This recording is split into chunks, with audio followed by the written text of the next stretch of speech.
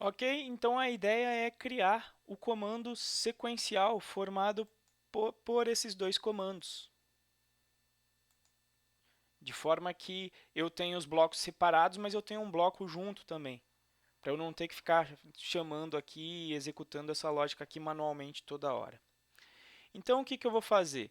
Diferente lá da lógica do paralelo, onde eu criei o comando paralelo lá em cima, eu vou criar aqui o meu comando salvar livro com autor.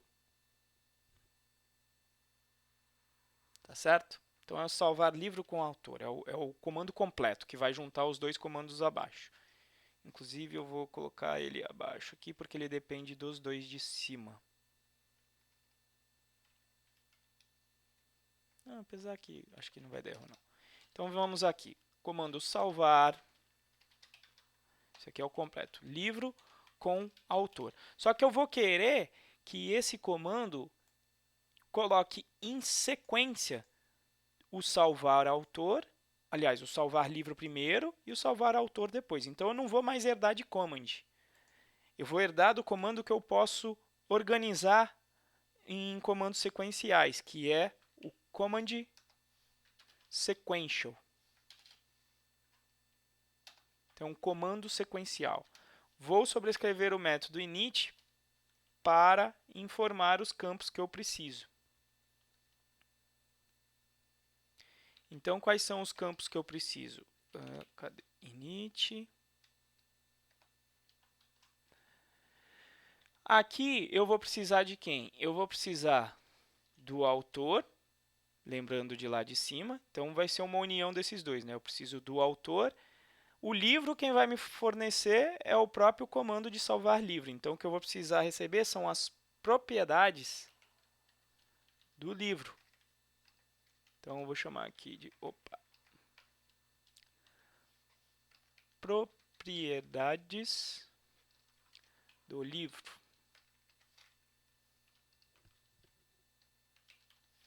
Tá certo? E aí, o que eu vou fazer aqui? Eu vou criar os dois comandos que eu preciso, que é o de salvar livro e o autor. Então, eu vou criar aqui o salvar livro command.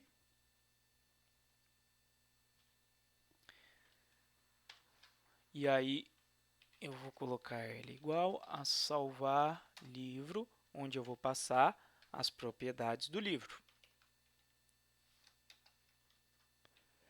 E aqui eu vou querer criar o salvar autor command, onde eu vou chamar o salvar o autor. Só que qual é o detalhe? Eu tenho o autor aqui, mas eu não tenho o livro, porque o livro vai ser resultado desse cara aqui. Então, eu não posso mais, no construtor, receber sempre esse livro. Então, o que eu vou fazer aqui? Vou fazer dessa maneira. Olha. Se eu não passar nada como segundo parâmetro, ele vai colocar none no livro. Tá certo? Só que aqui eu vou precisar fazer uma lógica porque não dá para eu transformar uma chave em none. Né? Então, ele vai ter esse valor se o livro é diferente de nulo. Né? Ou você poderia fazer assim, ó. Livro and node. Ou seja, se esse cara aqui for nulo, ele já avalia para falso e eu vou colocar aqui o valor nulo nele. Caso contrário, eu vou executar essa segunda lógica, que é extrair a chave do livro. Tá certo? Detalhes aí da linguagem Python. Então, agora eu posso só passar um autor aqui. Mas aí você me pergunta, pô, se eu tiver isso aqui nulo, vai dar problema na hora de eu salvar aqui, porque eu vou passar alguma coisa nula. Só que aqui eu estou combinando, eu vou combinar esses dois comandos. O que eu vou fazer aqui? Eu quero executar primeiro o comando de salvar livro e segundo o comando de salvar ator.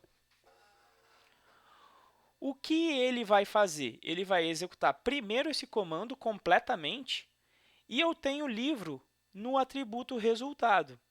E o que ele faz? Assim que ele termina de salvar, de executar esse comando, se ele executar com sucesso, ele vai fornecer esse comando como parâmetro para uma funçãozinha desse segundo comando aqui, de forma que você consiga encadear um comando no outro. Como chama essa função?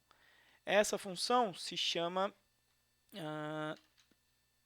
acho que é handle previews, ou seja, manipular, tratar o comando anterior. Quem é esse command aqui? Nesse caso que eu estou associando os dois em um comando sequencial por salvar livro, vai ser exatamente esse cara aqui. Eu vou receber o salvar livro nesse handle previews logo antes de executar o meu do business. Então, o que eu vou fazer aqui com esse comando? Eu vou setar, caso eu receba e esse comando aqui seja executado, eu vou setar o meu livro lá de cima para o resultado da execução desse comando.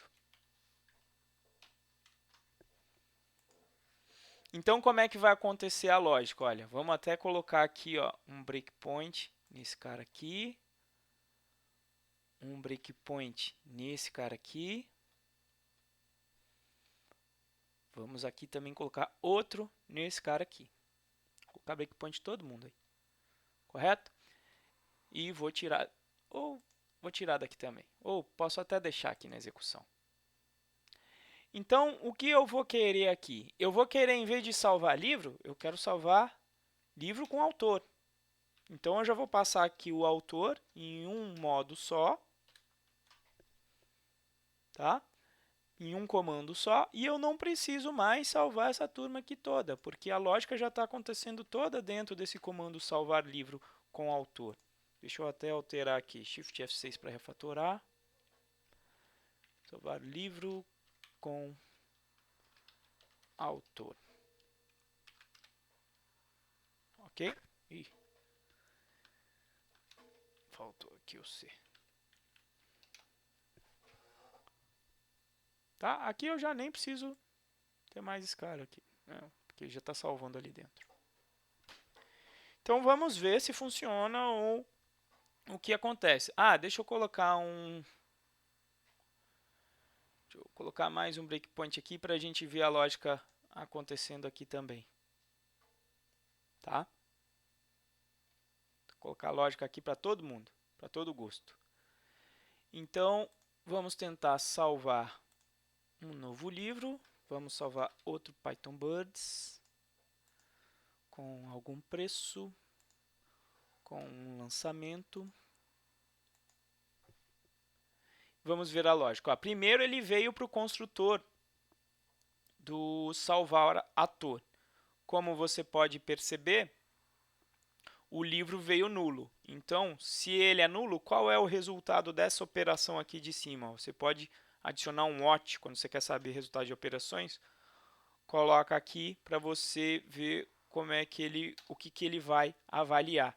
Então, nulo com end qualquer coisa, se esse cara aqui é nulo, ele vai retornar nulo aqui sempre. Então, como o livro é nulo, ele vai colocar esse valor aqui de livro para nulo também. Então, eu executo aqui F8 e ele vai executar essa lógica, tá? Então, eu venho aqui para o super, tal, vou lá para a lógica, acho que vai lá para o outro breakpoint. Então, criei o comando, vou tentar salvar o livro com o autor. Vou aqui no F8, o que ele vai fazer? Olha, ele veio para o do business do livro. Por quê? Porque eu defini que ele deveria ser o primeiro a ser executado. Então, ele vem aqui bonitão no do business, valida, não deu nenhum erro, está aqui o dicionário vazio.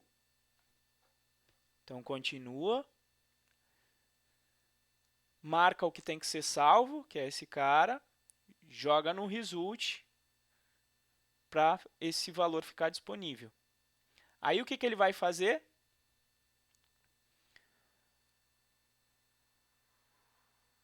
Salvou no banco. Na verdade, eu já posso dar um F9 aqui, né? Para ir para o próximo breakpoint. Olha lá.